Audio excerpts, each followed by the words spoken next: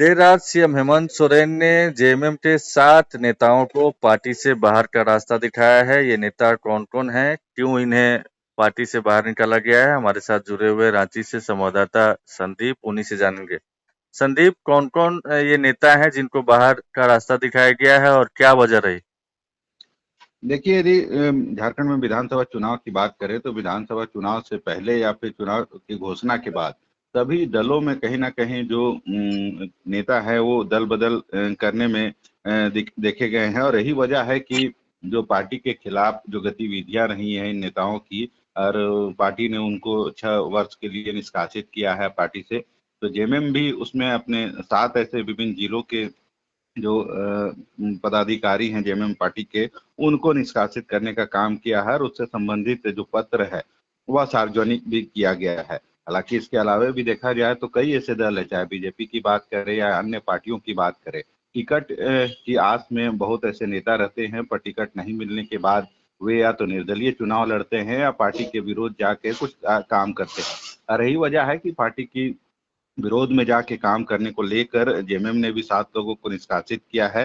हालांकि बीजेपी में भी इस तरह की जो रिलीज है वो जारी करने का काम किया है। वैसे नेताओं को जो पार्टी के खिलाफ काम कर रहे हैं उनको पार्टी से 6 साल के लिए निष्कासित कर दिया गया है। ये तो देखना होगा। हाँ, संदीप, ये कौन-कौन है? क्या इनकी भूमिका रही, जरा बता पाएंगे? कौन-कौन नाम है इसमें जिनको पार्टी से 6 साल के लिए निष्कासित किया गया है? जी, यदि जिला की बात करें तो जिला में से जो 7 लोगों को निष्कासित किया गया है उसमें कोई बड़े चेहरे नहीं हैं।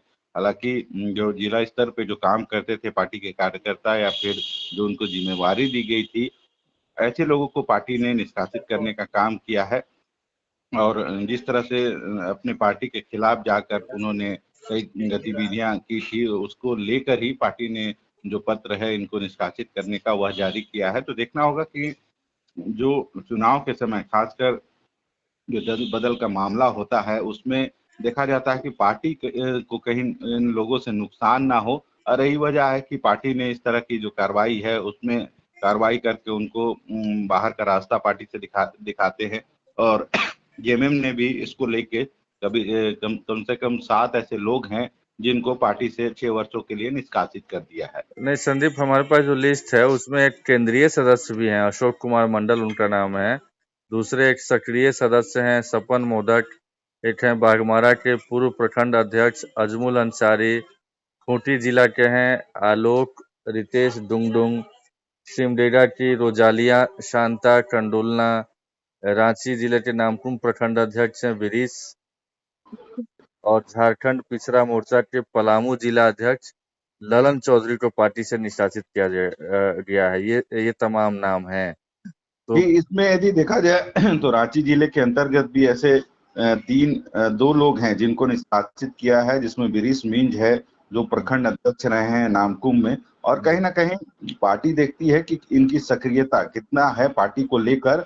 और जिस तरह से देखा गया कि इन लोगों की सक्रियता पार्टी के विरुद्ध रही है या फिर पार्टी में उतना सक्रिय नहीं रहे थे, यही वजह है कि बिरीश मिंज जो प्रखंड अध्यक्ष है नामकुम के, उनको भी निष्कासित किया गया है। वहीं दूसरी तरफ देखा जाए ललन चौधरी जो जिला अध्यक्ष झारखंड पिछड़ा मोर्चा पलामू के थे, तो कहीं ना कहीं इनकी जो भूमिका थी पार्टी के कामों में उतनी नहीं देखी गई है। और यही वजह है कि इन लोगों को पार्टी ने बाहर का रास्ता दिखाने का काम किया है और उनके जगह में दूसरे लोगों को शामिल किया जाएगा ताकि वे पार्टी के लिए काम कर सके।